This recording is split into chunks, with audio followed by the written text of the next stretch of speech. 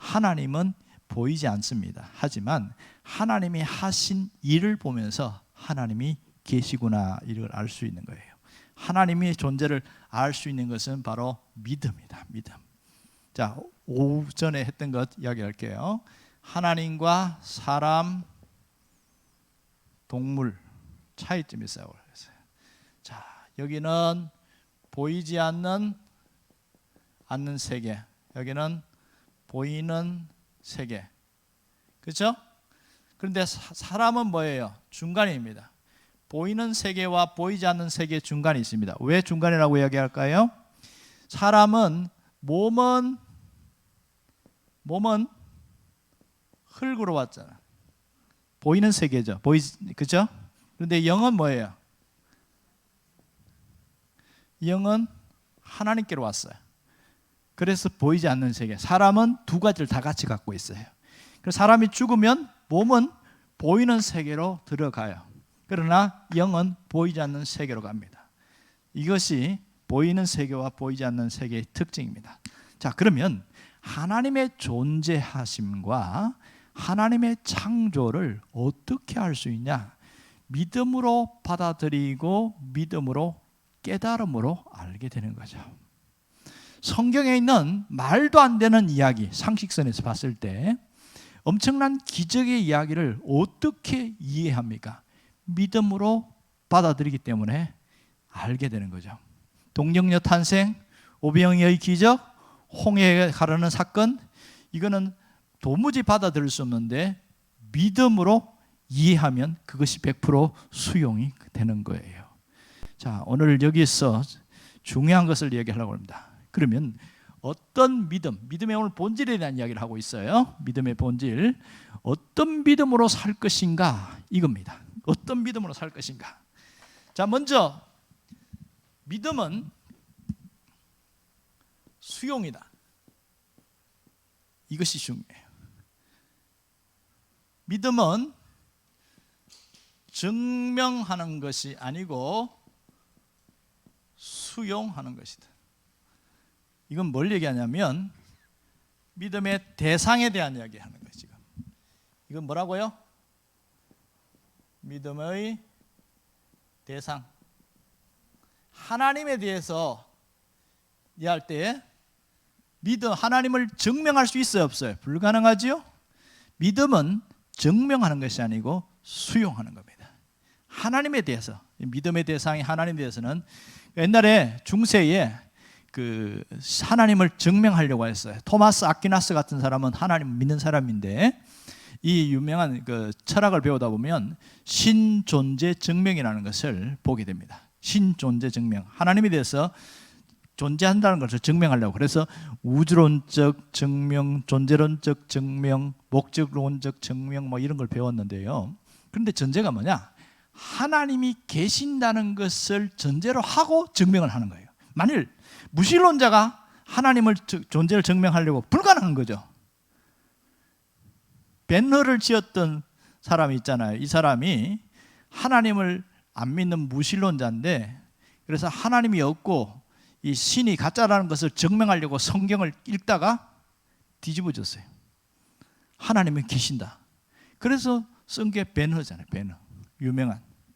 자, 그래서 여기서 믿음은 증명하는 것이 아니고 하나님이 말씀하신 말씀에 근거한 것을 수용하는 것. 자, 수용인데 뭐예요? 말씀에 근거한 것을 수용하는 거죠. 이해되셨나요? 두 번째로 믿음은 동의하는 것이다. 뭐 하는 거라고요? 동의하는 것. 자, 이건 뭘 이야기하느냐면 하나님의 하신 일에 대한 겁니다. 하나님이 하신 일에 대해서 동의해야 돼. 무슨 얘기냐면 믿음은 행위가 아니라 동의하는 것. 뭐에 대해서? 하나님이 하신 일에 대해서 동의하는 거예요. 이게 진짜 믿음입니다. 어떤 분이 그 얘기를 했어요. 예수님이 못 박혀서 십자가에 죽으실 때 좌우에 강도 두 사람이 있었잖아요. 강도가 죄가 많아서 지옥을 갔습니까? 아니면 예수님이 하신 그 일에 동의를 안 해서 지옥 갔습니까? 이렇게 묻더라고요. 결론은 뻔하지요. 그 강도는 죄 때문에 지옥 간 것이 아니고 예수님이 죽은 것에 대해서 동의하지 않은 것에 지옥 갔다. 자신을 위해서 죽은 것을. 근데 한 사람은 뭐였어요? 주님이 낙원에 계실 때, 거기 말한 낙원은 천국을 말합니다. 낙원에 계실 때 나를 기억해 주세요 이렇게 이야기했어요. 동의한 거죠? 그랬더니 그 순간 바로 죽으면 천국 간 겁니다. 네가 오늘 나와 함께 낙원에 있으리라. 놀라운 것은 믿음은 동의하는 겁니다. 이게 중요해요. 세 번째로 믿음은 맡기는 거예요. 무엇에 대해서?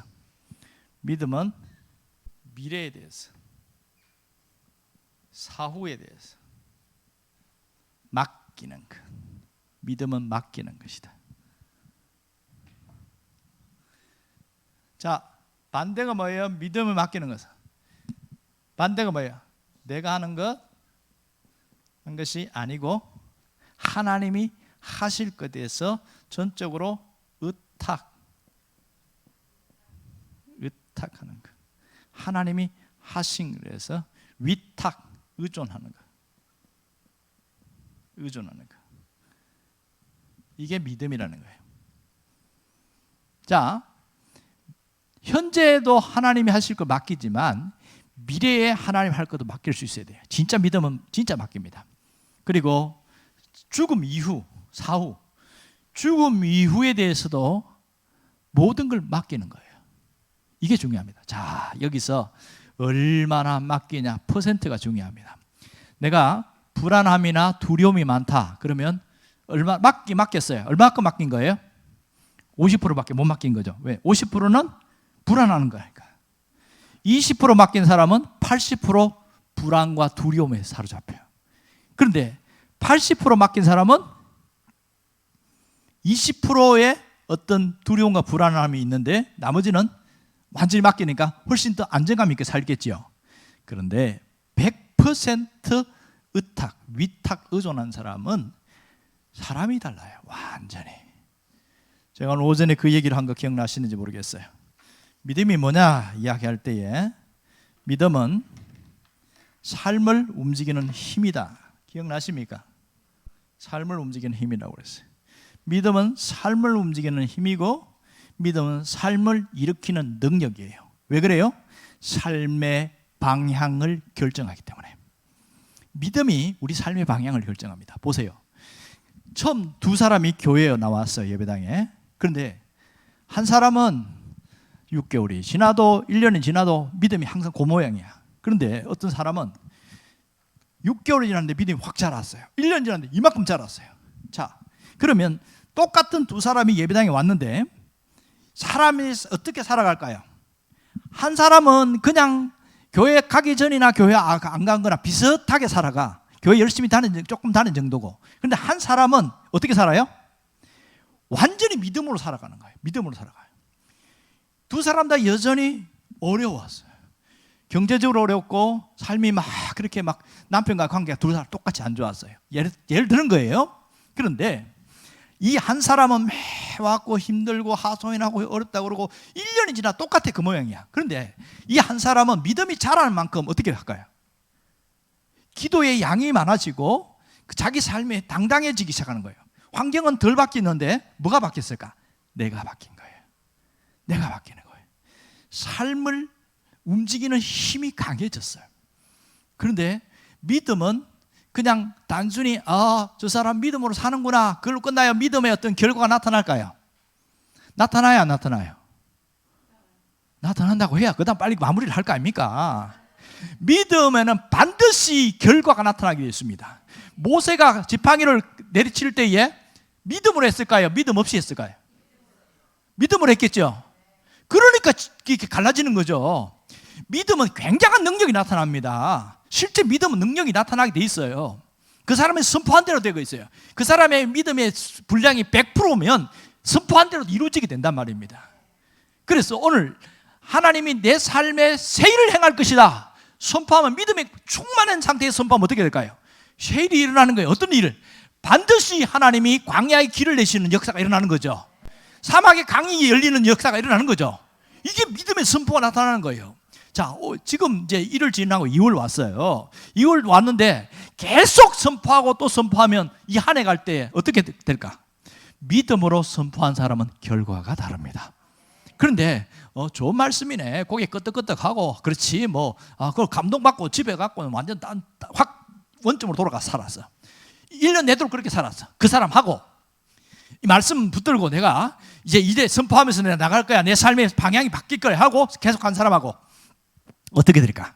완전히 달라지는 거예요. 완전히. 자, 병만 봐도 그래요. 내가 엄청 아프다고 봐요. 널 아파. 병원 가서도 진통제나 주고 하지 그냥 사세요. 해결의 방법이 없습니다. 이렇게 이야기해. 왜? 이게 방법이 없거든. 그런데 믿음이 교회 나와 생기긴 했어. 그런데 이만큼 믿음은 아니야.